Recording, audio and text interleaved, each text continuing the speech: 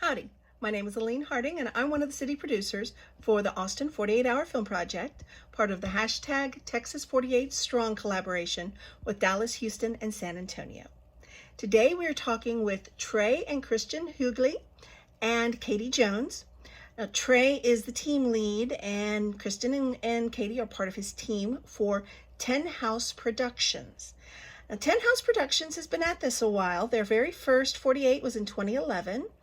And they not only won the 2019 main project with their film 615, definitely go look for that on our 2019 website, but they also won in this year's global film competition. And they accompanied me to Rotterdam in March for Filmapalooza. So we all have the shared experience of the last time we were normal was in another country. Um, so anyway, without further ado, let's meet Trey, Kristen, and Katie. Hi, thanks for joining us. We've got Trey Hughley and his wife Kristen Hughley. I always it's Kristen, right? Not Kirsten.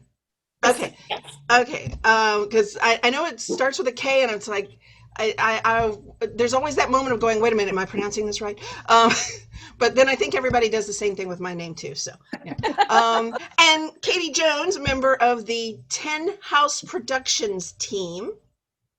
So, why don't you guys tell us, introduce yourselves? Trey, you start since you're the team lead. Sure. So on paper, I guess I am the team lead, but I think ever since we started 10 House, it was Kristen and I at the beginning. It was our team. So we're always together co-team leads. But now we've also got Johnny and Katie have been a part of every single one of our films. So they're now team leads, well, at least in my mind. It's four of us.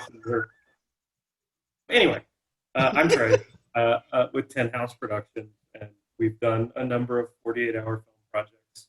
We love doing it. My dog's licking my arm. uh, but I'm Trey. Thank you. Kristen, introduce yourself.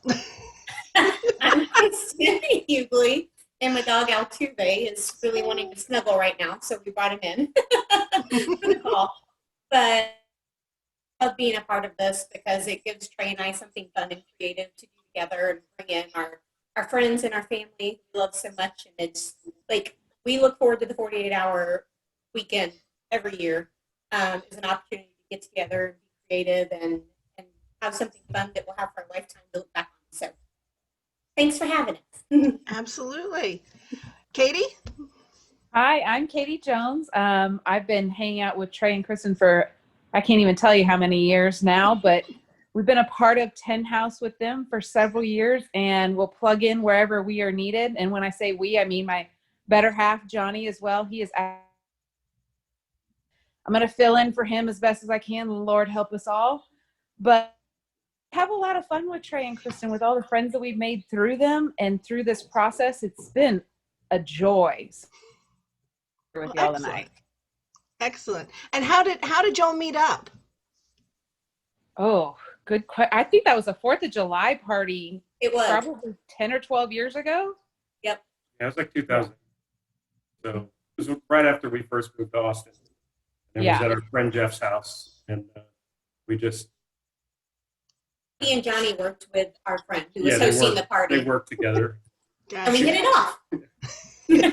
Turns out they like acting and being in films, and also like helping produce. And I don't know what Katie does, a little bit of everything on set. So does Johnny.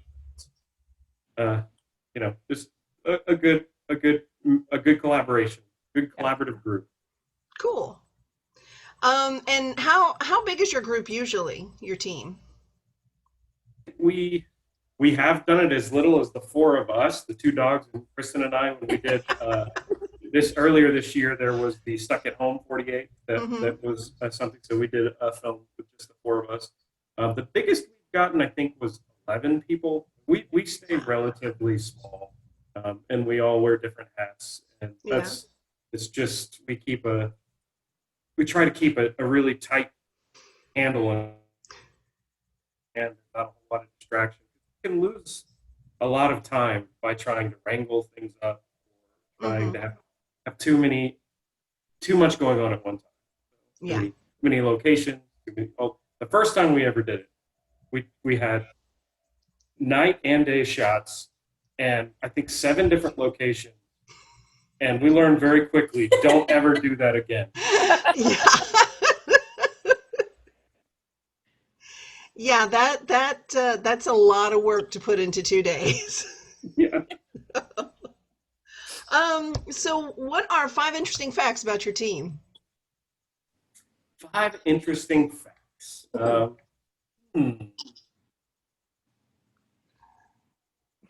We're not that interesting. I mean, to be honest. Trey! No. We all come from different backgrounds.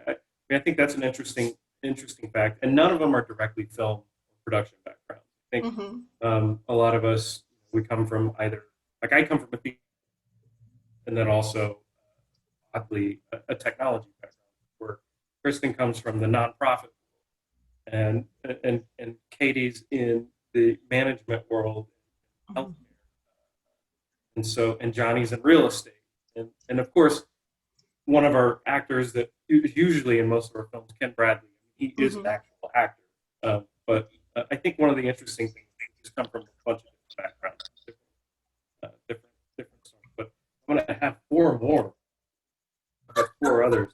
Well, I can help you out here. Some of the interesting things I know about you guys is that you won the main project last year with your film 615, and y'all got to go to Rotterdam for Filmapalooza.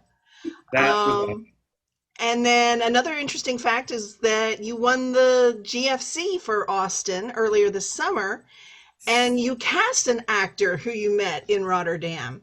That's true. Over Zoom. So that was pretty cool. Yeah. Okay. So in our film, yes, and we cast him, and he filmed it in Rotterdam while we were filming in Austin. That is pretty interesting. Okay. All right. And another interesting fact. So here's number 4. We're almost in that film.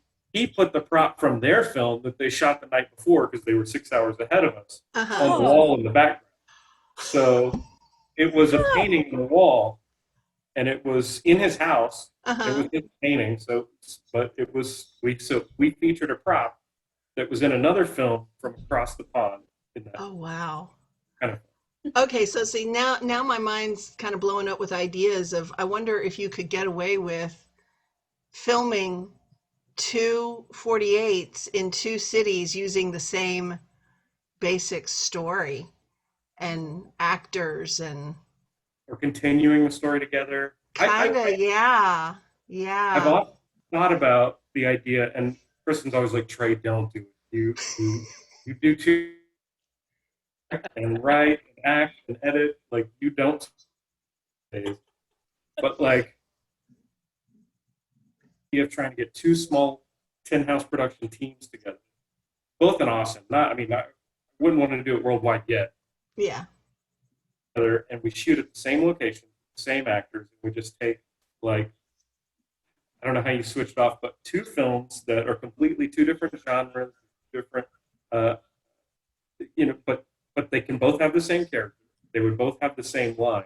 It's just somehow you tie.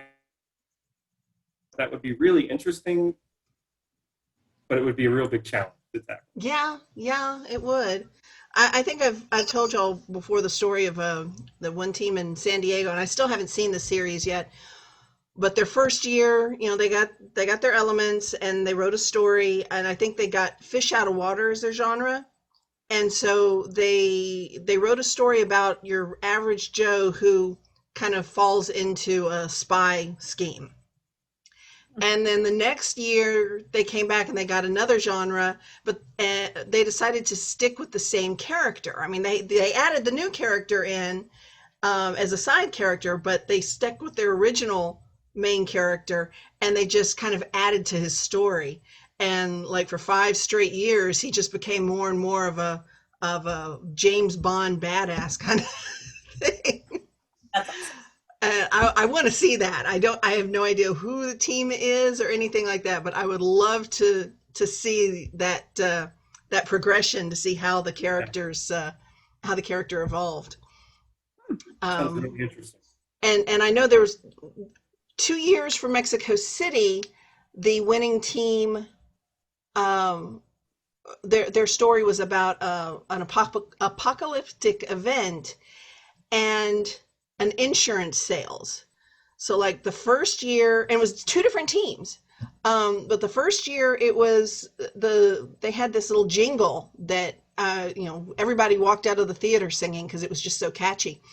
And the idea was there was a comet coming and it was going to destroy 90% of life on Earth, and the insurance company was trying to sell you insurance for just in case you survived. Were you going to go in all or nothing? and, and then the next year, another team did a movie about survivors of this event, and the one surviving insurance agent who was still trying to sell insurance. And it was fascinating. That's great. I love yeah. that idea. I love the creativity that comes out of this. Yeah, I think that's one of the things, and that was one of my favorite things about all the filmmakers when we see the film screenings and then the finalist screenings, seeing the films from the other cities and everything else, and just seeing the raw creativity and the that filmmakers of hobbyists / filmmakers like us, and then real professionals, and just like a big mixture of skill levels, but everyone coming together and having fun, and no one being like supportive of everyone. Right. Really cool. Yeah. So back to the questions. Tell us about what kind of equipment do y'all generally use? So the camera we used for the first few 48s was a Canon 60D. Everything we shoot with DSLR cameras. I've also used a GoPro for a few things, a drone for a few shots that we end up never using.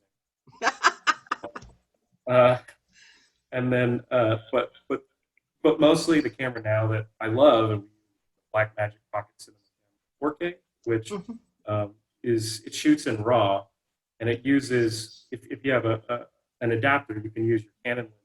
I've also got some other lenses too, but for us. So that's our camera. We usually use for sound. We use wireless lavalier mics. We're working on that. I want to get our audio and our sound better. So that's one of the things. It's one of the things about the 48 is each time learning. Yeah. And I was, I'm learning more and more how to do things better. Things I didn't like about our last project that I'd like to correct the next project. So things like sound, focus a lot on the sound, and then lighting. We're trying to get a little bit better at lighting, but nothing real advanced there from a lighting standpoint. Some simple LEDs and sunlight, what we'll use. But that's about the majority of our equipment. A few things here and there outside of, but our dolly is just an office chair with someone being scooted in it, and hey, it works. If it works, it works. Yeah. Speaking of equipment, for some reason my internet keeps telling me that it's unstable, so I apologize in advance if this winds up being kind of choppy. But you invest in the best internet you can possibly get, but if you still have too many people in your neighborhood on it at one time, there's no telling. So crossing fingers that this will turn out more than just I don't know what the recording is going to look like at the end, but if anybody's watching this, that's what's going on, is that everybody on the east side of Austin apparently is watching Netflix right now. So what cinematic techniques have you used in the past? Cinematic techniques. That's a hard question. I mean, I think we've done a lot. What we're trying to do now is a lot more movement. I think that from a technique standpoint, movement can make a big difference in storytelling than just having static cameras. Now you could tell a great story with static cameras. Oh, yeah. 615 was all static. We didn't have any movement. But from a technique standpoint, I want to get better at having more shots. I want to get better from a technique standpoint. Things of looking at things like depth of field, paying attention to that, and getting more beautiful creative shots. Getting nominated for cinematography sometime, at some point. So you know, and I think from a technique standpoint, none of us are cinematically trained on our team, so it's really an interesting, at least formally, and so it's an interesting question, because what I loosely know about that, I think Well, there's a lot of things we're trying to do. yeah. That's one of the great things about this project is you can go into it knowing nothing and you learn from the experience. You see what somebody else did and you go, hey, I'm going to try that somehow. And, you know, it's the personal challenge and the personal growth that you get out of it the most, over and above winning awards. Not that winning awards isn't, you know, lots of fun, but I've tried to encourage less of an in it to win it and more of a gigo kind of atmosphere. You know, you get out of it what you put into it. Mm-hmm. Yeah, absolutely. So what would be your top 3 tips for making a compelling short film in 48 hours? Well, the first thing I would say is I'd echo what we mentioned a few questions ago. Just keep it simple. Try not to get over complicated. I know you want to invite everyone. I have to be pulled back from this. I want to get everyone involved, get it going.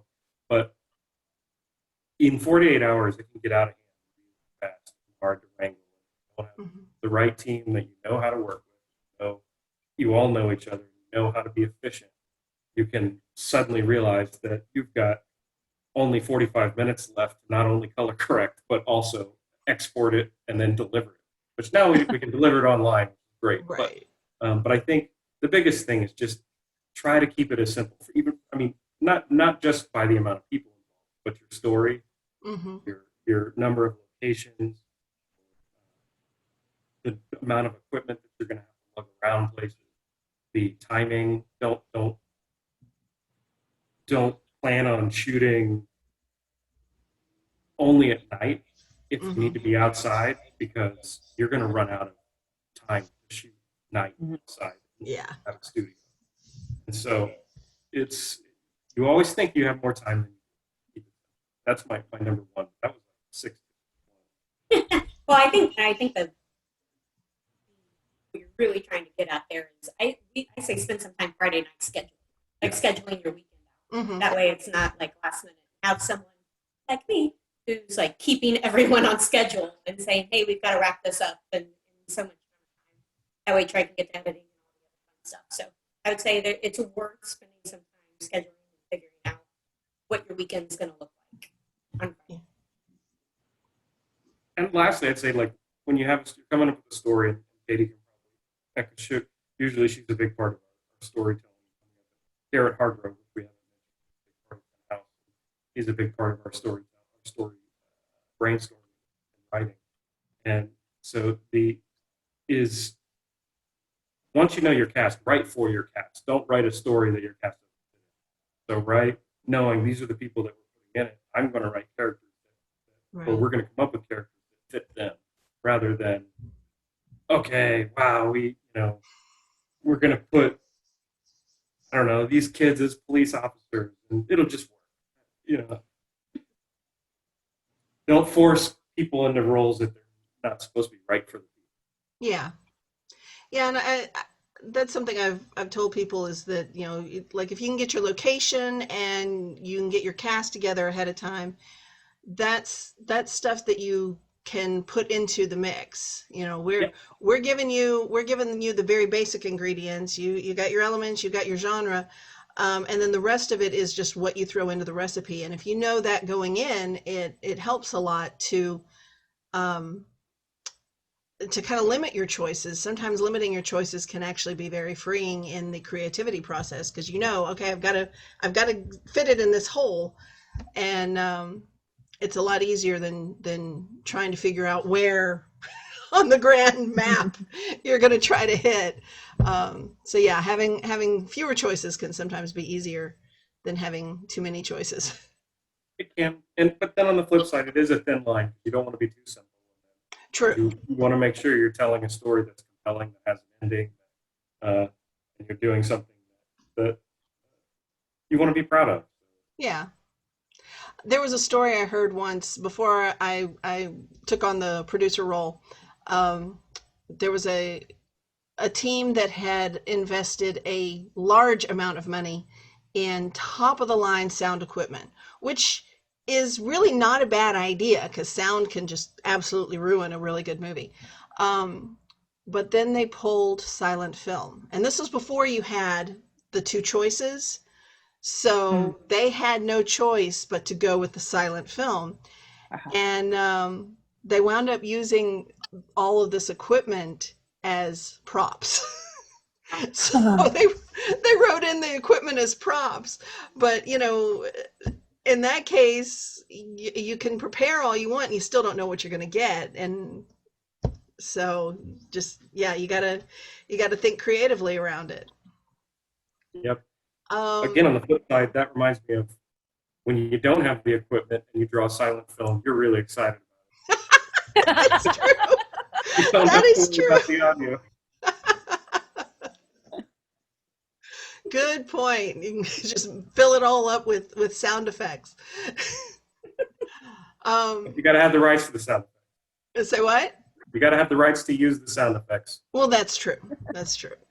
So what do you think you're going to do differently this year? It's interesting. We've been thinking a lot about, whoa, dog just jumped off my lap.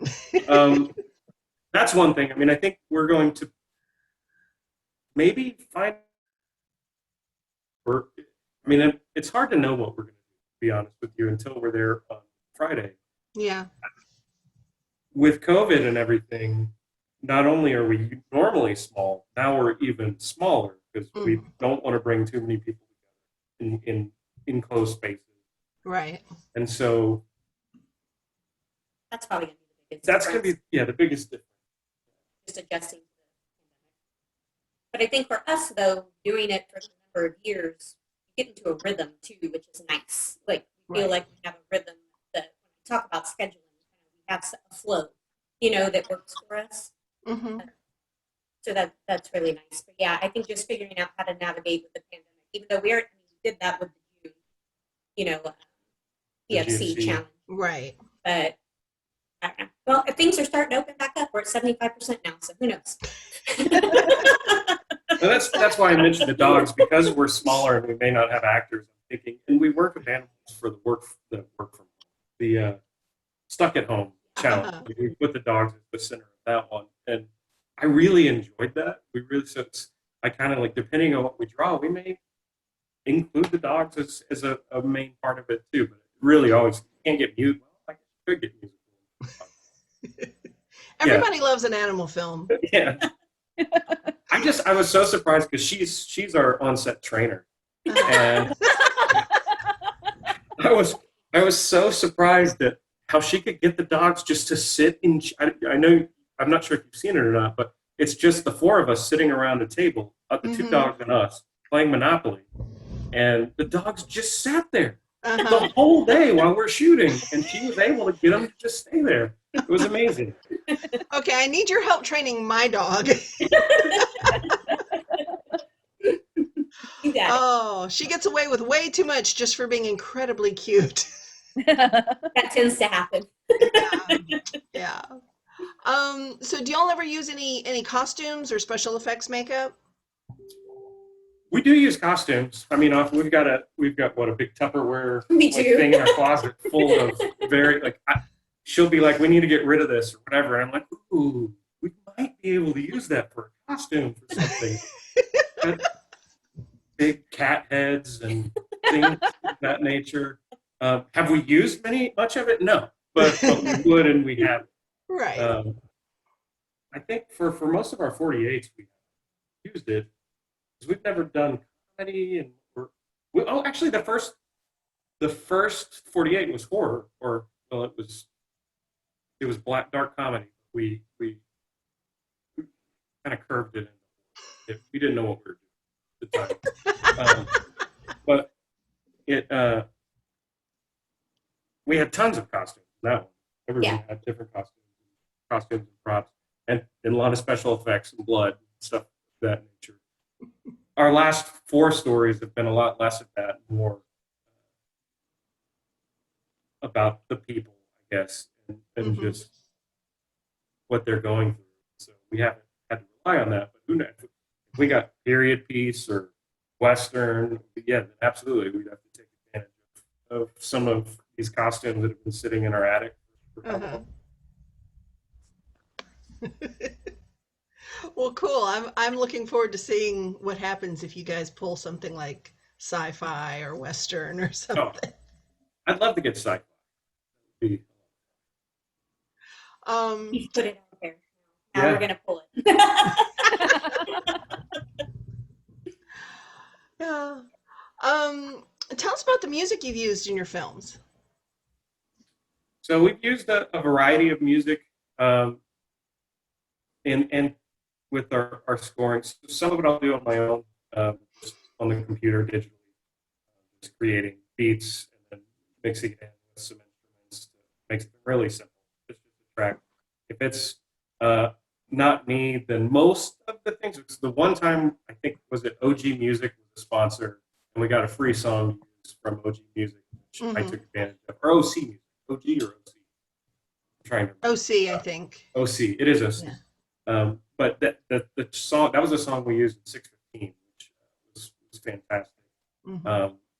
But then a lot of it is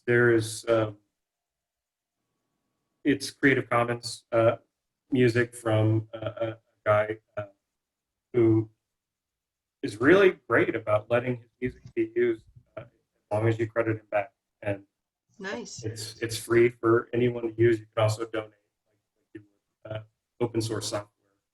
But it gives you the Creative Commons license to use it. It's a bunch of great stuff.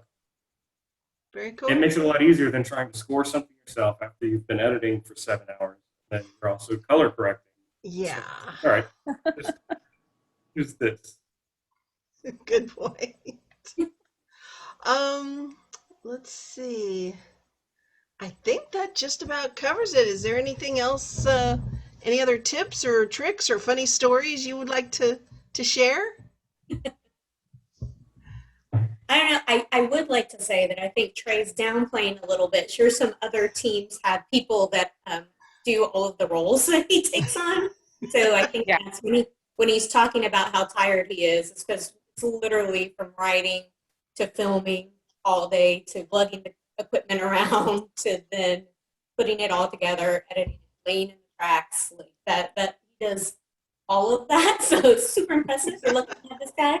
I've always thought about having an all-female group, but I don't have a female Trey, so. I could go and drag, I guess. Do you get much sleep over the weekend?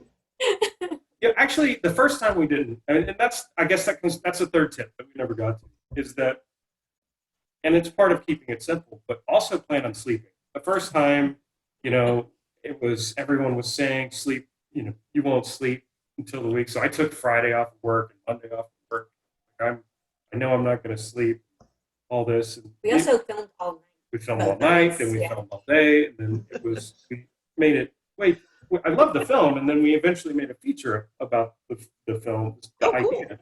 But at the same time, I'm like, okay, I don't ever want to do that again for 48. So we set a schedule to where Friday night is for writing, and then at some point, everyone else is going to go home and go to sleep, and I'm going to go write, and then I'm going to write the script. And then, I don't know, 2 a.m. or so, I'll be done, and I'll send the script out to everyone sleeping. But I'll sleep for 4 or 5 hours, and then we won't have a call time until about 9 a.m. Then everyone come at 9 a.m. Shoot all day Saturday, and then if I'm feeling, and usually in the past, I got to knock on wood, because in the past past several films, we've wrapped about 6 p.m., which gave me time to decide, okay, do I want to edit tonight or relax a little bit and then start editing all day tomorrow? And so what typically ends up happening is I'll celebrate with everyone wrapping, and I'll have a couple of beers. And I'm like, all right, I'm going to go sit at the computer. And I'll sit at the computer for 4 or 5 hours that night, but I'll go to bed. And so I guess my tip, I'm long-winded there, is schedule yourself out so that you can sleep, because it is possible to do it and still get 4 to 6 hours of sleep. Right. Really, even when you're doing a bunch. You need to go into your writing with that plan. Yeah. And have fun. And have fun. Yes. Katie, do you have any stories for us? I don't have any stories, but I want to echo what Kristen said about Trey. He does quite a bit, and he takes that role on himself. Sorry, I just got attacked by Biscuit. But I want to also congratulate Kristen, because she's really the one that keeps Trey on track. She's the one, like, when we're talking at the end of the night and we're trying to wrap, and we're all hanging out having a couple of drinks together, and she's mindful of that and goes, okay, it's time to be done. It's time to go home. Everybody, he's got to focus on this. But she's good at it because she does it in a way that we have no idea that's what occurred. Like, all of a sudden it's the end of the night and we're like, hey, we still can get some sleep. I don't have a hangover. It's going to be amazing. That's an important role. Yeah. She is a on target producer. every time. She's the hell of a producer. Yeah. I would like to just share, though, too, being able to go to Filmapalooza was an incredible experience. Incredible. Like, we just look and dream over our photos still, and we share those moments. Last time we were all normal. Yeah, it was right before. But I mean, Trey and I have talked about, like, regardless if we have a film or not, like, just being a part of that community and getting to meet everybody Oh, who yeah. takes part of 48, like, that was a really, really incredible experience. So we're really thankful for that opportunity. And, yes, of course, it fell right before we all got locked down, so it was extra special. But Yeah. My first Filma was 2014 in New Orleans, and the group of people who had volunteered to work, to just be the check-in people and everything, they contacted HQ the next year and they said, if you need extra hands, you get us give us the passes to get into Filma, and we will make our way there and pay our way and everything, and it'll be a little vacation. And they did that for about 3 or 4 years, I think. They were at every single Filma helping out. I think they eventually stopped. I don't think they made it to Paris or something. I think one of them had some health problems, and that's when it kind of came to an end for a while. But they're always looking for extra hands, and I've always encouraged people that even if your film didn't win, just going and seeing what is happening in other countries and making those connections is so worth it. I was also told my first year that since Filma kind of started in Austin, apparently it was maybe not officially part of South by, but it was in tandem with South by for several years. And then they both just kind of grew too big for each other. I was told that I needn't worry, it would never come to Austin again. Which I was like, well, darn. But, that doesn't mean that it can't come to Houston, Dallas, or San Antonio. So, if that ever happens, I'm hoping we can get more teams to show up, because I really think that would be I think it would be very good for the Texas film industry to see what else is happening outside of Hollywood, and see that there are films that can be made, there's entertainment that can be made that is not specifically the Hollywood model. Right. I think that would be really good for Texas. So that's my mission. I like it. Do you have any insider information where film will be if it happens? For what? Where filming will be if it happens in the They would really like it to be in Washington, D.C. next year. That's since it's going to be kind of the 20th anniversary, and that's where it started. They want to take it back there. You know, Mark mentioned at the end of last film that it might depend a great deal on who's in the White House. And I think even more than that, it's going to depend on what the COVID situation is. They said worst case scenario, if they can't have Filma next year, they're going to have a double Filma in 2022. Oh, wow. Yeah, that's going to be pretty epic. And I imagine they'll try to have it in DC at that point as well. So, you know, it's a whole lot of wait and see. There's just so much that can't be predicted right now. And yeah, we'll find out. But that's what they want to do if they're able, is have it in Washington, D.C. And I've told my kids if it is in D.C., since they're all on virtual learning right now, I said, you guys are coming with me this year. Yeah. Yeah, absolutely. So, Trey, you said that your first 48 film, you'll turn that into a feature. What was the name of that film? The original film was in 2011, 2010, but it was Slash was what we called it, and it was about a guy named Hackley who is basically Jason or Freddy Krueger. I mean, he's one of a lumbering masked serial killer, and the problem is that he is disgruntled and tired, and he's tired of chasing kids around, and he can't catch them because there's rules that are in place because he works with this company. that the manager has this whole rule book where he can't kill a kid if they're looking at him. That was what it started with the Slash. Then we liked that universe, and so Garrett wrote this awesome script, and so we shot.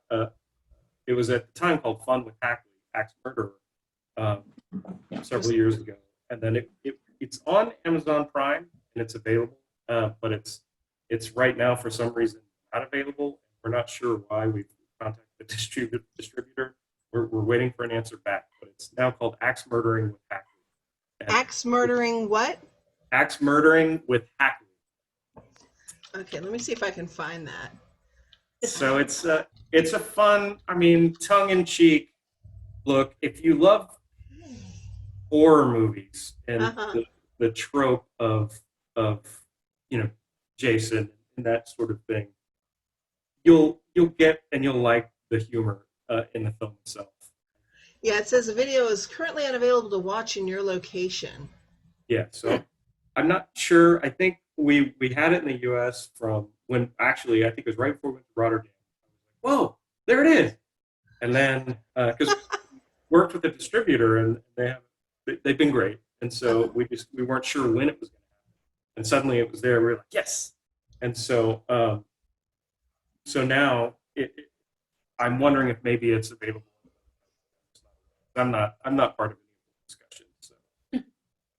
Well, I'm going to add it to my watch list, so hopefully it'll come available soon. Please do. It's a lot of fun, and you'll see, I think, a lot of familiar faces. Sure. Texas film. So, I mean, it was all, I think, everyone in Texas involved. It was DP'd by Larry McKee, filmmaker, directed by just full of Texas actors. Cool.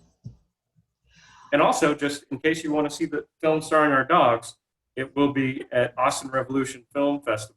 Awesome. Which was the one we shot. Second film project. We're excited. That's great. Congratulations. Thanks. So, well, I think that's all I have to ask you guys. So, unless there's anything else you'd like to add, we can call it a night. Thank you so much. Thanks for having us on. And looking forward to turning in a film that your judges enjoy watching in a couple of weeks. I look forward to seeing it. You guys always produce something interesting. So, yeah, we try to be interesting. Okay. Well, y'all have a good night, and I will see you in a couple of weeks. All right, you too. Bye. Bye. Thank you so much for watching. If you'd like to know more about the 48-Hour Film Project, please follow the links in the description below to find out how to register a team, join a team, or attend one of our events or screenings. Feel free to comment below if you have any questions for Tin House Productions or for us. We'll pass along questions for Tin House to them directly, and we will address any questions to us as soon as possible. Y'all stay safe out there. We'll see you in October. It's right around the corner. Oh my gosh. Bye.